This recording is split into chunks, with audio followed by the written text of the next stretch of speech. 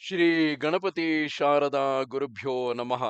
ಉತ್ತರಂ ಯತ್ ಸಮುದ್ರಸ್ಯ ಹಿಮಾದ್ರೇಶ್ಚೈವ ದಕ್ಷಿಣಂ ವರ್ಷಂ ತದ್ ಭಾರತಂ ನಾಮ ಭಾರತೀ ಯತ್ರ ಸಂತತಿ. ಶ್ರೋತೃಗಳಿಗೆ ಶ್ರೀ ಸ್ಕಾಂದ ಮಹಾಪುರಾಣದ ಎರಡನೆಯ ವೈಷ್ಣವ ಖಂಡದ ವೈಶಾಖ ಮಾಸ ಮಹಾತ್ಮ್ಯದ ನಾರದಾಂಬರೀಷ ಸಂವಾದದಲ್ಲಿ ವಾಯು ಶಾಪ ಕಥನವು ಎಂಬ 19ನೆಯ ಅಧ್ಯಾಯಕ್ಕೆ ಸ್ವಾಗತ. ವ್ಯಾಧನು ಪ್ರಶ್ನೆ ಮಾಡುತ್ತಾನೆ, ವಿಪ್ರೋತ್ತಮನೇ, ಪರಮ ಮಂಗಳಕರಗಳಾದ ಭಾಗವತ ಧರ್ಮಗಳನ್ನು ಶ್ರೀಹರಿಯನ್ನು ಉದ್ದೇಶಿಸಿ ಆತನ ಪ್ರೀತಿಗಾಗಿಯೇ ಮಾಡಬೇಕೆಂದು ಹಿಂದೆ ಹೇಳಿದೆಯಲ್ಲವೇ? ಅವುಗಳಲ್ಲಿಯೂ ವೈಶಾಖ ಮಾಸ ಧರ್ಮಗಳನ್ನು ವಿಶೇಷ ಕರ್ತವ್ಯಗಳನ್ನಾಗಿ ನಿರೂಪಿಸಿರುವೆ. ಬ್ರಾಹ್ಮಣನೇ, ಆ ಮಹಾವಿಷ್ಣುವು ಎಂತಹವನು?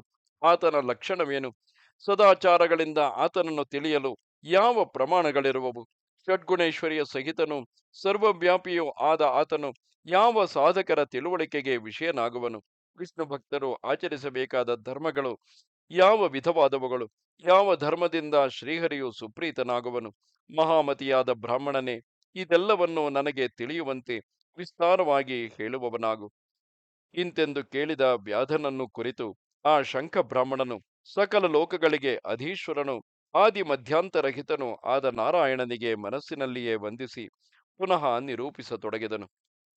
ಶಂಕನು ಹೇಳುತ್ತಾನೆ, ಎಲೈ ವ್ಯಾಧನೆ, ನಿನ್ನ ಪ್ರಶ್ನೆಗಳಿಗೆ ಕ್ರಮವಾಗಿ ಉತ್ತರಗಳನ್ನು ಹೇಳುವೆನು ಕೇಳು.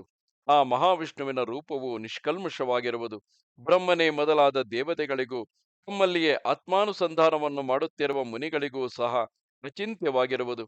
ಆತನು ಸರ್ವಶಕ್ತಿಯುಕ್ತನು, ಸಕಲ ಸದ್ಗುಣ ವಿಭೂಷಿತನು, ಸಮಸ್ತ ಬ್ರಹ್ಮಾಂಡಕ್ಕೂ ಸ್ವಾಮಿ ಎಂದು ಕರೆಯಲ್ಪಡುವನು. ಸತ್ವ ತಮೋಗುಣಗಳೆಂಬ ಗುಣತ್ರಯಗಳಿಗೆ ಅತೀತನಾಗಿರುವನು. ಸಕಲ ದೋಷಗಳಿಂದಲೂ ವರ್ಜಿತನು, ಶಾಶ್ವತನು, ಸತ್ಯಜ್ಞಾನಾನಂದಾತ್ಮಕವಾದ ಶರೀರವುಳ್ಳವನು. ಚರಾಚರಾತ್ಮಕವಾಗಿ ಯಾವ ಬ್ರಹ್ಮಾಂಡವು ತಮಗೆ ಪ್ರತ್ಯಕ್ಷವಾಗಿ ಗೋಚರವಾಗಿರುವುದು ಅಂತಹ ಅದಕ್ಕೆ ಆಶ್ರಯವಾದ ಪರಮಾತ್ಮನ ದೇಹವು ಪಾಂಚಭೌತಿಕ ಶರೀರಕ್ಕೆ ವಿಪರೀತ ಲಕ್ಷಣವುಳ್ಳದ್ದೆಂದು ಶಾಸ್ತ್ರಗಳಲ್ಲಿ ನಿರ್ಣಯಿಸಲ್ಪಟ್ಟಿದೆ. ಆತನ ವಶದಲ್ಲಿಯೇ ಈ ವ್ಯಾಪಾರವೆಲ್ಲವೂ ನಿಯತ ರೂಪದಿಂದ ನಡೆಯುತ್ತಿರುವುದು. ಇನ್ನು ನಿನಗೆ ಸರ್ವವ್ಯಾಪಕನು ಸರ್ವಾಂತರಾತ್ಮನೂ ಆದ ಆತನ ಲಕ್ಷಣಗಳನ್ನು ತಿಳಿಸುವೆನು. 14 ಲೋಕಗಳ ಸೃಷ್ಟಿ ಸ್ಥಿತಿ ಸಂಹಾರ, ಜೀವರ ಲೋಕಾಂತರ ಗಮನಗಳು, ಅಜ್ಞಾನುವರ್ತಿತ್ವ, ಜ್ಞಾನವು, ಸಂಸಾರ ಬಂಧ ಮತ್ತು ಮೋಕ್ಷಗಳೆಂಬ 8 ವಿಷಯಗಳಲ್ಲಿ ಆತನು ಸರ್ವತಂತ್ರ ಸರ್ವಸ್ವತಂತ್ರನಾಗಿರುವನು. ಆತನಿಂದಲೇ ಇವುಗಳೆಲ್ಲವೂ ಉಂಟಾಗುತ್ತಿರುವವು. ಆತನೇ ಮಹಾವಿಷ್ಣುವು. ಆತನನ್ನೇ ಬ್ರಹ್ಮ ಪದದ ಲಕ್ಷ್ಯಾರ್ಥವಾಗಿ ಹೇಳುವರು. ಪ್ರಪಂಚದ ಗುಟ್ಟನ್ನು ತಿಳಿದ ಜ್ಞಾನಿಗಳಿಗೆ ಆತನು ಪರಮ ಪ್ರಿಯನಾಗಿರುವನು. ಸಕಲವನ್ನು ಆವರಿಸಿಕೊಂಡಿರುವನು. ಆತನನ್ನೇ ಬ್ರಹ್ಮ ಪದದಿಂದ ಸಾಕ್ಷಾತ್ತಾಗಿ ನಿರೂಪಿಸಿರುವರು. ಬಳಿಕ ಆತನ ಅನಂತ ಶಕ್ತಿಗಳಲ್ಲಿ ಒಂದೊಂದಂಶದಿಂದ ಕೂಡಿರುವ ಚತುರ್ಮುಖನೇ ಮೊದಲಾದವರಿಗೂ ಆ ಪದವು ಉಪರಿಚರಿತಾರ್ಥವಾಯಿತು ಉಪರಿಚರಿತಾರ್ಥವಾಯಿತು. ಆದುದರಿಂದ ಬ್ರಹ್ಮಾದಿ ದೇವತೆಗಳಲ್ಲಿ ಬ್ರಹ್ಮ ಶಬ್ದವು ಶಕ್ತಂಶವನ್ನು ಸೂಚಿಸುವ ಉಪಪದವೆಂದೇ ಬಲ್ಲವರು ಹೇಳುವರು.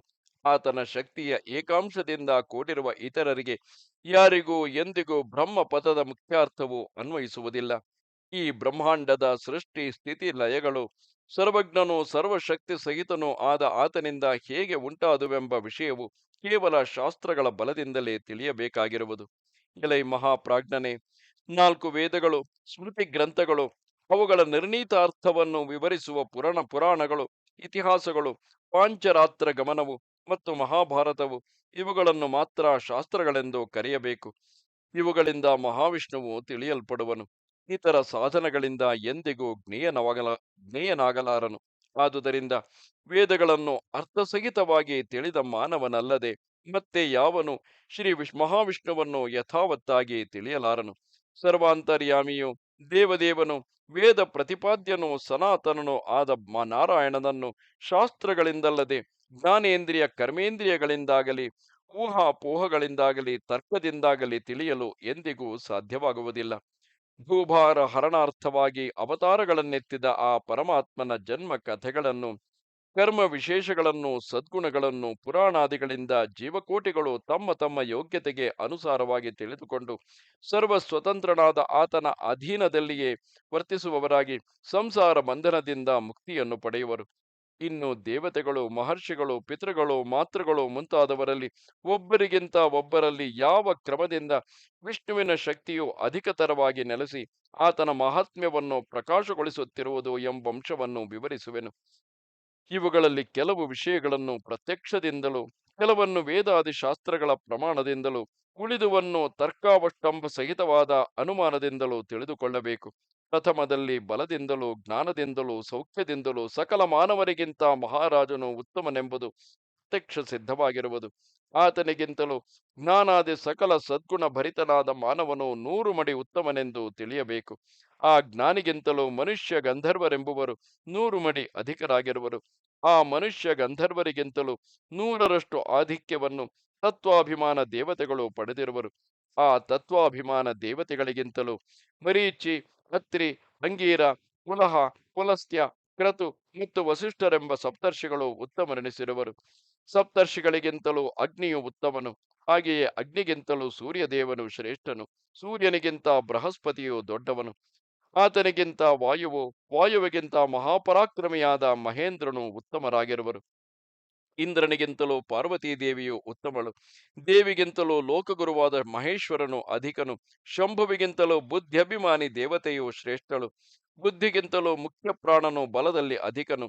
ಪ್ರಾಣಕ್ಕಿಂತಲೂ ಪ್ರಿಯವಾದುದು ಬೇರೆ ಯಾವುದೂ ಇಲ್ಲವು. ಪ್ರಾಣದಲ್ಲಿಯೇ ಸಕಲವು ನೆಲೆಯನ್ನು ಹೊಂದಿರುವುದು. ಈ ಬ್ರಹ್ಮಾಂಡವೆಲ್ಲವೂ ಪ್ರಾಣದಿಂದಲೇ ವ್ಯಾಕೃತವಾಗಿರುವುದು. ಜಗತ್ತು ಸಹ ಪ್ರಾಣಾತ್ಮಕವಾಗಿಯೇ ಇರುವುದು. ಜಗತ್ತು ಸಹ ಪ್ರಾಣಾತ್ಮಕವಾಗಿಯೇ ಇರುವುದು. ದೃಶ್ಯಮಾನ ಪ್ರಪಂಚವೆಲ್ಲವೂ ಪ್ರಾಣದಲ್ಲಿಯೇ ಅನುಸ್ಯೂತವಾಗಿರುವುದು. ಪ್ರಾಣ ಶಕ್ತಿಯಿಂದಲೇ ಚಲನವಲನ ವ್ಯಾಪಾರಗಳನ್ನು ನಡೆಸುತ್ತಿರುವುದು.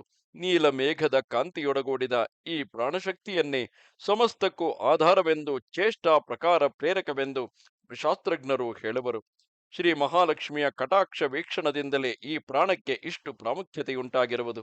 ಆ ಲಕ್ಷ್ಮೀದೇವಿಯು ದೇವತಾ ಸಾರ್ವಭೌಮನಾದ ಶ್ರೀಮನ್ನಾರಾಯಣನ ಕೃಪಾವಲೋಕನದ ಒಂದಂಶಕ್ಕೆ ಮಾತ್ರ ಪಾತ್ರಳಾಗಿರುವಳು. ಮಹಾವಿಷ್ಣುವಿಗಿಂತಲೂ ಉತ್ತಮವೆನಿಸಿದುದಾಗಲಿ, ಆತನಿಗೆ ಸಮಾನವೆನಿಸಿದುದಾಗಲಿ ಯಾವುದೂ ಎಲ್ಲಿಯೂ ಇರುವುದಿಲ್ಲ.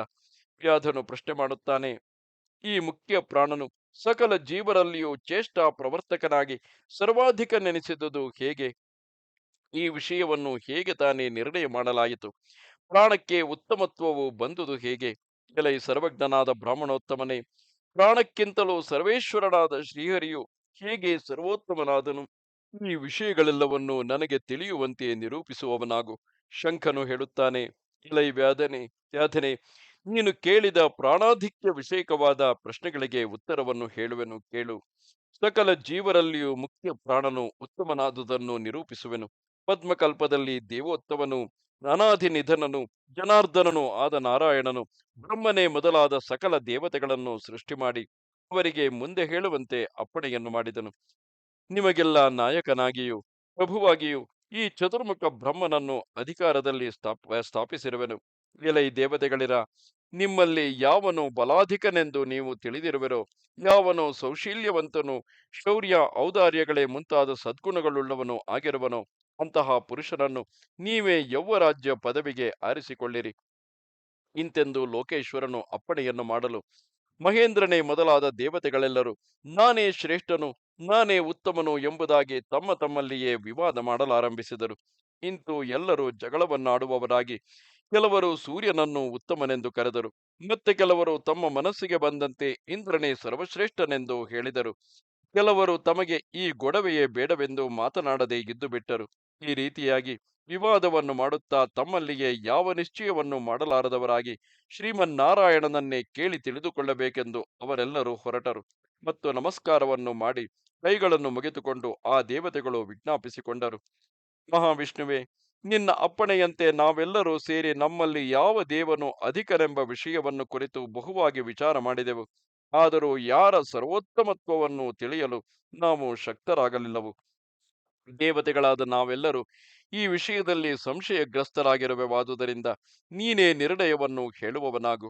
ಇಂತೆಂದು ಸಕಲ ದೇವತೆಗಳು ಕೇಳಲು ಶ್ರೀಹರಿಯು ನಗುತ್ತಾ ಅವರಿಗೆ ಇಂತೆಂದನು, ಈ ವಿರಾಟ್ ದೇಹದಿಂದ ಯಾವ ದೇವತೆಯು ತನ್ನ ಸ್ಥಾನವನ್ನು ತ್ಯಜಿಸಿದರೆ ದೇಹವು ನಾಶವನ್ನು ಹೊಂದುವುದೋ, ಯಾವನು ಪ್ರವೇಶ ಮಾಡಲು ಶರೀರವು ಎದ್ದು ವ್ಯಾಪಾರವನ್ನು ನಡೆಸುವುದೋ, ಅವನೇ ನಿಜವಾಗಿಯೂ ನಿಮ್ಮೆಲ್ಲರಲ್ಲಿಯೂ ಸರ್ವಾಧಿಕನಾಗಿರುವನು. ಮತ್ತೊಬ್ಬನು ಯಾವನು ಜೀವೋತ್ತಮನಾಗಲಾರನು ಇಂತೆಂದು ಪರಮಾತ್ಮನು ನಿರೂಪಿಸಲು ಹಾಗೆಯೇ ನಿರ್ಣಯವನ್ನು ಮಾಡಿಕೊಳ್ಳುವೆವೆಂದು ಹೇಳಿ ದೇವತೆಗಳೆಲ್ಲರೂ ಹಿಂತಿರುಗಿದರು. ಮೊದಲು ಚಲನ ಕ್ರಿಯೆಗೆ ಅಧಿದೇವತೆಯಾದ ಜಯಂತನೆಂಬ ದೇವತೆಯು ಪಾದಗಳನ್ನು ಬಿಟ್ಟು ಹೊರಟನು. ಆದರೆ ಅದರಿಂದ ಮನುಷ್ಯನನ್ನು ಕುಂಟನೆಂದು ವ್ಯವಹರಿಸಿದರೆ ಹೊರತು ಆತನಿಗೆ ದೇಹಪಾತವಾಗಲಿಲ್ಲ. ಓಡಾಟವಿಲ್ಲದಿದ್ದರೂ ಮುನ್ನಿನಂತೆಯೇ ಆತನು ಕೇಳುತ್ತಲೂ ಕುಡಿಯುತ್ತಲೂ ಮಾತನಾಡುತ್ತಲೂ ವಾಸನೆಯನ್ನು ನೋಡುತ್ತಲೂ ನೋಟವುಳ್ಳವನಾಗಿಯೂ ಇರುತ್ತಿದ್ದನು. ದಕ್ಷನೆಂಬ ಪ್ರಜಾಪತಿಯು ತನ್ನ ಶಿಷ್ಣ ಪ್ರದೇಶವನ್ನು ಬಿಟ್ಟು ಹೊರಟನು. ಆಗಲೂ ಆತನನ್ನು ಜನರು ನಪುಂಸಕರೆಂದು ಮಾತ್ರ ಕರೆಯುತ್ತಿದ್ದರು. ದೇಹವು ಮಾತ್ರ ಶಿಥಿಲವಾಗಲಿಲ್ಲವು. ಎಂದಿನಂತೆಯೇ ಆ ಮನುಷ್ಯನು ಕೇಳುತ್ತಲೂ ಕುಡಿಯುತ್ತಲೂ ಮಾತನಾಡುತ್ತಲೂ ಮೂಸಿ ನೋಡುತ್ತಲೂ ನೋಡುತ್ತಲೂ ಓಡಾಡುತ್ತಲೂ ವ್ಯವಹಾರಗಳನ್ನು ನಡೆಸುತ್ತಿದ್ದನು. ಬಳಿಕ ಸಕಲ ದೇವತೆಗಳಿಗೂ ಅಧಿಪತಿಯೆನಿಸಿದ ಇಂದ್ರನು ಕೈಗಳನ್ನು ಬಿಟ್ಟು ಹೊರಟು ಹೋದನು. ಅದರಿಂದ ಮನುಷ್ಯನನ್ನು ಕೈಯಿಲ್ಲದವನೆಂದು ಹೇಳುತ್ತಿದ್ದರೆ ಹೊರತು ಆಗಲೂ ದೇಹಪಾತವು ಮಾತ್ರ ಆಗಲಿಲ್ಲ. ಹಿಂದಿನಂತೆಯೇ ಕೇಳುತ್ತಲೂ ಕುಡಿಯುತ್ತಲೂ ಮಾತನಾಡುತ್ತಲೂ ವಾಸನೆ ನೋಡುತ್ತಲೂ ನೋಡುತ್ತಲೂ ಓಡುತ್ತಲೂ ಇರುತ್ತಿದ್ದನು. ಬಳಿಕ ತೇಜಸ್ವಿಗಳಲ್ಲಿ ಸರ್ವೋತ್ತಮನಾದ ಸೂರ್ಯದೇವನು ಕಣ್ಣುಗಳನ್ನು ತ್ಯಜಿಸಿ ಹೋದನು. ಆಗಲೂ ಮನುಷ್ಯನನ್ನು ಕುರುಡನೆಂದು ಕರೆಯುತ್ತಿದ್ದರೆ ಹೊರತು ದೇಹವು ಮಾತ್ರ ಪತಿತವಾಗಲಿಲ್ಲ. ಮುನ್ನಿನಂತೆಯೇ ಕೇಳುತ್ತಲೂ ಕುಡಿಯುತ್ತಲೂ ಮಾತನಾಡುತ್ತಲೂ ವಾಸನೆಯನ್ನು ನೋಡುತ್ತಲೂ ಪರಿಗ್ರಹಿಸುತ್ತಲೂ ಓಡಾಡುತ್ತಲೂ ಆ ಮನುಷ್ಯನು ವ್ಯವಹರಿಸುತ್ತಿದ್ದನು. ಬಳಿಕ ಲೋಕವೈದ್ಯರೆನಿಸಿದ ಅಶ್ವಿನಿ ದೇವತೆಗಳು ಘ್ರಾಣೇಂದ್ರಿಯವನ್ನು ತ್ಯಜಿಸಿ ಹೊರಟು ಹೋದರು. ಆಗ ಮನುಷ್ಯನನ್ನು ಮೂಗಿಲ್ಲದವನೆಂದು ಕರೆಯುತ್ತಿದ್ದರೆ ಹೊರತು ದೇಹವು ಮಾತ್ರ ಪತಿತವಾಗಲಿಲ್ಲ.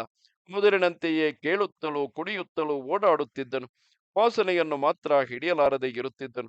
ಬಳಿಕ ಶ್ರೋತ್ರೇಂದ್ರಿಯವನ್ನು ಬಿಟ್ಟು ದಿಕ್ಕಭಿಮಾನಿ ದೇವತೆಯರು ಹೊರಟರು. ಆಗಲೂ ದೇಹವು ಶಿಥಿಲವಾಗಲಿಲ್ಲ. ಆ ಮನುಷ್ಯನನ್ನು ಕಿವುಡನೆಂದು ಕರೆಯುತ್ತಿದ್ದರಲ್ಲದೆ ಯಾರೂ ಮೃತನೆಂದು ವ್ಯವಹರಿಸುತ್ತಿರಲಿಲ್ಲ. ಮನುಷ್ಯನು ಕೇಳಲಾರದೆ ಚಲಿಸಲಾರದೆ ಇದ್ದರೂ ಕುಡಿಯುತ್ತಲೂ ಮಾತನಾಡುತ್ತಲೂ ಇರುತ್ತಿದ್ದನು. ಆಮೇಲೆ ವರುಣನು ಜಿಹ್ವೇಂದ್ರಿಯವನ್ನು ತ್ಯಜಿಸಿ ಹೊರಟು ಹೋದನು. ಆಗ ಆತನು ಆಹಾರದಲ್ಲಿ ಅರುಚಿಯುಳ್ಳವನೆಂದು ಕರೆಯಲ್ಪಡುತ್ತಿದ್ದನೇ ವಿನಃ ದೇಹಪಾತವಾಯಿತೆಂದು ಹೇಳುವಂತಿರಲಿಲ್ಲ. ಉಚ್ಛ್ವಾಸ ನಿಶ್ವಾಸಗಳನ್ನು ಮಾಡುತ್ತಾ ಓಡಾಡುತ್ತಾ ತಿನ್ನುತ್ತಾ ತಿಳಿಯುತ್ತಾ ಜೀವಂತನಾಗಿಯೇ ಇರುತ್ತಿದ್ದನು. ಬಳಿಕ ಅಭಿಮಾನಿ ದೇವತೆಯು ಸರ್ವವ್ಯಾಪಕನೂ ಆದ ಅಗ್ನಿದೇವನು ವಾಗೇಂದ್ರಿಯವನ್ನು ಬಿಟ್ಟು ಹೊರಟು ಹೋದನು. ಆಗ ಆತನನ್ನು ಮೂಗನೆಂದು ಕರೆಯುತ್ತಿದ್ದರು. ದೇಹವು ಮಾತ್ರ ಆಗಲೂ ಪತಿತವಾಗಲಿಲ್ಲ. ಆತನು ಜೀವಂತನಾಗಿ ಓಡಾಡುತ್ತಾ ತಿನ್ನುತ್ತಾ ಬುದ್ಧಿಯುಳ್ಳವನಾಗಿ ಉಸಿರಾಡುತ್ತಾ ಎಂದಿನಂತೆಯೇ ಇದ್ದನು. ಬಳಿಕ ಜ್ಞಾನಾಭಿಮಾನಿ ದೇವತೆಯಾದ ಮಹಾರುದ್ರನು ಮನಸ್ಸನ್ನು ಬಿಟ್ಟು ಹೋದನು. ಆದರೂ ಮನುಷ್ಯನನ್ನು ಮೂಢನೆಂದು ಕರೆಯುತ್ತಿದ್ದರಲ್ಲದೆ ಮೃತನಾದನೆಂದು ಜನರು ತಿಳಿಯಲಿಲ್ಲ. ಆತನು ಜೀವದಿಂದಿದ್ದು ಓಡಾಡುತ್ತಾ ತಿನ್ನುತ್ತಾ ತಿಳಿಯುತ್ತಾ ಉಸಿರಾಡುತ್ತಲೇ ಇದ್ದನು. ಕಡೆಯಲ್ಲಿ ಪ್ರಾಣವು ಹೊರಕ್ಕೆ ಹೊರಟಿತು. ಆಗ ಎಲ್ಲರೂ ಆ ಮನುಷ್ಯನನ್ನು ಮೃತನಾದನೆಂದು ತಿಳಿದರು. ಇದರಿಂದ ವಿಸ್ಮಯಗೊಂಡ ಮನಸ್ಸುಳ್ಳವರಾಗಿ ದೇವತೆಗಳೆಲ್ಲರೂ ಪುನಃ ತಮ್ಮ ತಮ್ಮಲ್ಲಿಯೇ ಇಂತೆಂದು ನಿಶ್ಚಯವನ್ನು ಮಾಡಿಕೊಂಡರು. ಪುನಃ ಈ ಶರೀರವನ್ನು ಪ್ರವೇಶ ಮಾಡಿ ಯಾವನು ಅದನ್ನು ಮೇಲಕ್ಕೆಬ್ಬಿಸುವನೋ ಅವನೇ ನಮ್ಮಲ್ಲಿ ಸರ್ವಾಧಿಕನೆಂದು ನಿಶ್ಚಯವಾಗಿ ಮಾಡೋಣ. ಆತನೇ ನಮಗೆ ಯುವರಾಜನಾಗಿ ಅಧಿಕಾರವನ್ನು ಪಡೆಯಲಿ. ಈ ವಿಧವಾದ ನಿಯಮವನ್ನು ಕೇಳಿ ದೇವತೆಗಳೆಲ್ಲರೂ ಪುನಃ ಮೃತ ಕಳೇಬರವನ್ನು ಪ್ರವೇಶ ಮಾಡಿದರು. ಜಯಂತನು ಪಾದಗಳಲ್ಲಿ ಸೇರಿಕೊಂಡನು. ದೇಹವು ಮಾತ್ರ ಎದ್ದು ಓಡಾಡಲಿಲ್ಲ. ದಕ್ಷ ಪ್ರಜಾಪತಿಯು ಗುಹ್ಯ ಪ್ರದೇಶವನ್ನು ಸೇರಿದನು. ಮಹೇಂದ್ರನು ಬಾಹುಗಳಲ್ಲಿ ಪ್ರವೇಶಿಸಿದನು. ಆದರೂ ದೇಹವು ಚೇತನಯುಕ್ತವಾಗಲಿಲ್ಲ. ಸೂರ್ಯನು ನೇತ್ರಗಳನ್ನು ಪ್ರವೇಶಿಸಿದನು. ದಿಗ್ಗಭಿಮಾನಿ ದೇವತೆಗಳು ಕರ್ಣಗಳನ್ನು ಪ್ರವೇಶಿಸಿದರು. ದೇಹವು ಮಾತ್ರ ಸವ್ಯಾಪಾರವಾಗಲಿಲ್ಲ. ವರುಣದೇವನು ನಾಲಿಗೆಯನ್ನು ಕೂಡಿಕೊಂಡನು. ಅಶ್ವಿನಿ ದೇವತೆಗಳು ನಾಸಿಕವನ್ನು ಸೇರಿದರು. ಕಳೆಬರವು ಮೇಲೆ ಕೇಳಲಿಲ್ಲ. ಅಗ್ನಿಯು ವಾಗೇಂದ್ರಿಯವನ್ನು ಪ್ರವೇಶಿಸಿದನು. ರುದ್ರನು ಮನಸ್ಸನ್ನು ಕೂಡಿದನು. ಆದರೂ ದೇಹವು ಮಾತ್ರ ಮೇಲೆ ಕೇಳಲಿಲ್ಲ. ಕಡೆಯಲ್ಲಿ ಮುಖ್ಯ ಪ್ರಾಣವು ದೇಹವನ್ನು ಪ್ರವೇಶಿಸಿತು. ಆಗ ಕಳೇಬರವು ಎದ್ದು ವ್ಯಾಪಾರ ಮಾಡತೊಡಗಿತು. ಆಗ ದೇವತೆಗಳೆಲ್ಲರೂ ಕೂಡಿ ಸರ್ವಾತ್ಮಕನಾದ ಮುಖ್ಯ ಪ್ರಾಣನೇ ಬಲದಲ್ಲಿಯೂ ಜ್ಞಾನದಲ್ಲಿಯೂ ಧೈರ್ಯದಲ್ಲಿಯೂ ವೈರಾಗ್ಯದಲ್ಲಿಯೂ ಸಂಜೀವನ ಶಕ್ತಿಯಲ್ಲಿಯೂ ದೇವೋತ್ತಮನೆಂದು ನಿಶ್ಚಯ ಮಾಡಿ ಮಹಾಪ್ರಭುವಾದ ಆತನನ್ನೇ ಯುವರಾಜ ಪದವಿಯಲ್ಲಿ ಅಭಿಷಿಕ್ತನನ್ನಾಗಿ ಮಾಡಿದರು. ಮತ್ತು ಉತ್ಕೃಷ್ಟವಾದ ದೇಹ ಸ್ಥಿತಿಗೆ ಕಾರಣಭೂತನಾದುದರಿಂದ ಆತನನ್ನು ಕುರಿತು ಉಕ್ತವೆಂಬ ಸಾಮವೇದ ಮಂತ್ರವೊಂದನ್ನು ಪಠಿಸಿದರು. ಆದುದರಿಂದ ಸ್ಥಾವರ ಜಂಗಮಾತ್ಮಕವಾದ ಈ ಬ್ರಹ್ಮಾಂಡವೆಲ್ಲವೂ ಪ್ರಾಣಾತ್ಮಕವಾಗಿರುವುದೆಂದು ತಿಳಿಯಬೇಕು. ಲೋಕಗಳಿಗೆಲ್ಲ ಅಧಿಪತಿಯಾದ ಮುಖ್ಯ ಪ್ರಾಣನು ಪರಿಪೂರ್ಣಗಳು ಬಲಾನ್ವಿತಗಳು ಆದ ತನ್ನ ಅಂಶಗಳಿಂದ ನಿತ್ಯವೂ ಕೂಡಿಕೊಂಡಿರುವನು. ಪ್ರಾಣರಹಿತವಾದುದು ಜಗತ್ತಿನಲ್ಲಿ ಯಾವುದೂ ಇಲ್ಲವು. ಪ್ರಾಣವಿಲ್ಲದ ಯಾವ ವಸ್ತುವು ವೃದ್ಧಿಯನ್ನು ಹೊಂದುವುದಿಲ್ಲವಷ್ಟೇ, ಪ್ರಾಣಹೀನವಾದ ಯಾವುದು ಬ್ರಹ್ಮಾಂಡದಲ್ಲಿ ಅಸ್ತಿತ್ವವನ್ನು ಪಡೆಯಲಾರದು. ಹಾಗೆಯೇ ಪ್ರಾಣಹೀನವಾದುದು ಯಾವುದು ಇದೆಯೆಂದು ಹೇಳಲಾಗುವುದಿಲ್ಲ. ಆದುದರಿಂದಲೇ ಮುಖ್ಯ ಪ್ರಾಣನು ಸಕಲ ಜೀವರಲ್ಲಿ ಅಧಿಕನು, ಬಲದಲ್ಲಿ ಅಪ್ರತಿಮನು, ಸಕಲ ಪ್ರಾಣಿಗಳ ಅಂತರಾತ್ಮನೂ ಆಗಿರುವನು.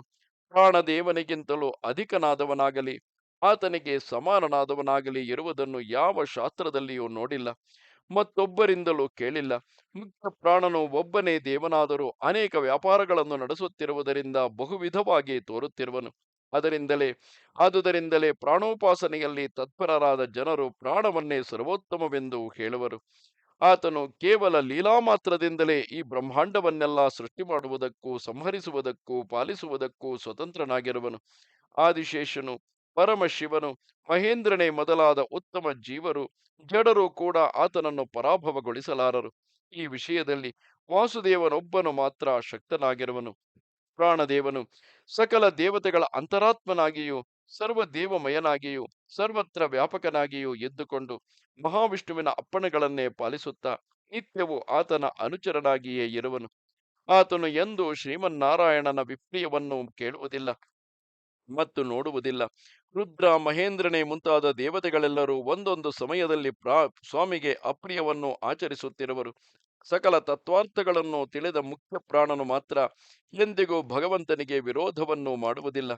ಈ ಕಾರಣದಿಂದ ಮುಖ್ಯ ಪ್ರಾಣನೇ ಮಹಾವಿಷ್ಣುವಿಗೆ ಉಪೋದ್ಬಲಕನೆಂದು ತಿಳಿದವರು ಹೇಳುವರು.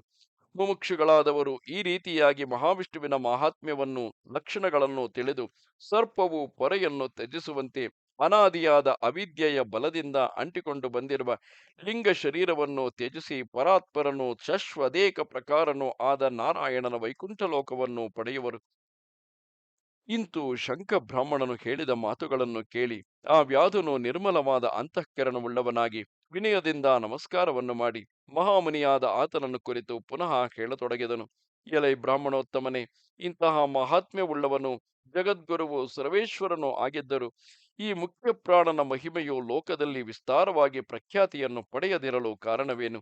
ಸಕಲ ಪುರಾಣಗಳಲ್ಲಿಯೂ ಸಾವಿರ ಗಟ್ಟಲೆಯಾಗಿ ದೇವತೆಗಳ, ಮಹಾಮುನಿಗಳ, ಮಹಾರಾಜರ ಮತ್ತು ಇತರ ಅನೇಕ ಮಹಾತ್ಮರ ಮಹಿಮೆಗಳನ್ನು ಕೀರ್ತಿಸುತ್ತಿರುವ ಉಪಾಖ್ಯಾನಗಳು ಕಿವಿಗಳಿಗೆ ಬೀಳುತ್ತಿರುವವು. ವಿಪ್ರವರಿಯನೇ, ಇದಕ್ಕೆ ಕಾರಣವನ್ನು ನನಗೆ ತಿಳಿಸು, ಕೇಳಲು ನನಗೆ ಕುತೂಹಲ ಉಂಟಾಗುತ್ತಿರುವುದು. ಶಂಕನು ಹೇಳುತ್ತಾನೆ, ಹಿಂದೆ ಒಂದಾನೊಂದು ಕಾಲದಲ್ಲಿ ಪ್ರಾಣದೇವನು ಶ್ರೀಹರಿಯು ಸರ್ವದೇವೋತ್ತಮನು ಆದ್ಯಂತರಹಿತನೂ ಆದ ನಾರಾಯಣನನ್ನು ಸಂತೋಷಗೊಳಿಸಲು ಅಶ್ವಮೇಧ ಯಜ್ಞಗಳನ್ನು ಮಾಡಬೇಕೆಂಬ ಅಪೇಕ್ಷೆಯುಳ್ಳವನಾಗಿ ಸಂತೋಷದಿಂದ ಗಂಗಾ ನದಿಯ ತೀರವನ್ನು ಬಂದು ಸೇರಿದನು. ಅನೇಕ ಮಹಾಮುನಿಗಳೊಡಗೂಡಿ ಭೂಶೋಧನೆಯನ್ನು ಮಾಡುತ್ತಾ ನೇಗಲುಗಳಿಂದ ಉಳುತ್ತಿರಲು ಒಂದೆಡೆಯಲ್ಲಿದ್ದ ಹುತ್ತದಲ್ಲಿ ಕಣ್ವ ನಾಮಕನಾದ ಮಹಾಮುನಿಯೊಬ್ಬನು ಸಮಾಧಿಸ್ಥನಾಗಿ ಬಾಹ್ಯ ಪ್ರಪಂಚವನ್ನೇ ತಿಳಿಯದೆ ಕುಳಿತಿದ್ದನು.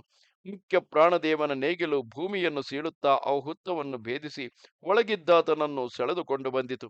ಆಗ ಸಮಾಧಿ ಭಂಗವಾಗಲು ಆತನು ಹೊರಗೆ ಬಂದು ಕೋಪದಿಂದ ಮಾತನಾಡತೊಡಗಿದನು. ಮಹಾಮಹಿಮನಾದ ಮುಖ್ಯ ಪ್ರಾಣನು ಮುಂದೆ ನಿಂತಿರುವುದನ್ನು ಕಂಡು ಆತನು ಈ ರೀತಿಯಾದ ಶಾಪವನ್ನು ಕೊಡುವವನಾದನು.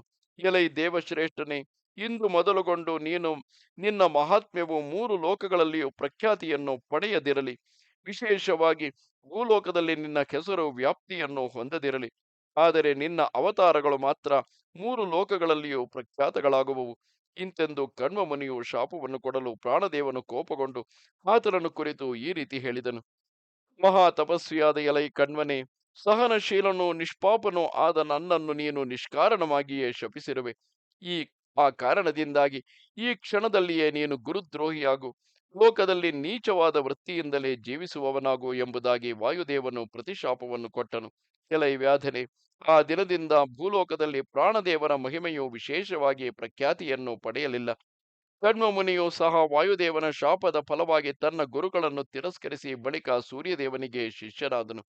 ಅಯ್ಯ ಬೇಡನೆ, ನೀನು ಕೇಳಿದ ಪ್ರಶ್ನೆಗಳೆಲ್ಲವುಗಳಿಗೂ ಸಮಗ್ರವಾದ ಉತ್ತರವನ್ನು ನಿರೂಪಿಸಿರುವೆನು. ಇನ್ನು ಈಗ ಕೇಳಬೇಕಾದ ವಿಷಯಗಳೇನಾದರೂ ನಿನ್ನ ಮನಸ್ಸಿನಲ್ಲಿದ್ದರೆ ವಿಚಾರ ಮಾಡದೆ ನನ್ನನ್ನು ಕೇಳುವವನಾಗು. ಇಲ್ಲಿಗೆ 81,000 ಶ್ಲೋಕಗಳ ಸಂಹಿತೆಯೆಂದು ಪ್ರಸಿದ್ಧವಾದ ಶ್ರೀ ಸ್ಕಾಂದ ಮಹಾಪುರಾಣದ 2ನೆಯ ವೈಷ್ಣವ ಖಂಡದ ವೈಶಾಖ ಮಾಸ ಮಹಾತ್ಮ್ಯದ ನಾರದಾಂಬರೀಷ ಸಂವಾದದಲ್ಲಿ ವಾಯುಶಾಪ ಕಥನ ಎಂಬ 19ನೆಯ ಅಧ್ಯಾಯವು ಮುಗಿದುದು. ನಮಸ್ತೆ ಶಾರದೆ ದೇವಿ ಕಾಶ್ಮೀರ ಪುರವಾಸಿನಿ ತ್ವಾಮಹಂ ಪ್ರಾರ್ಥೆಗೆ ನಿತ್ಯಂ ವಿದ್ಯಾದಾನಂಚ ದೇಹಿಮೆ ನಮಸ್ಕಾರ.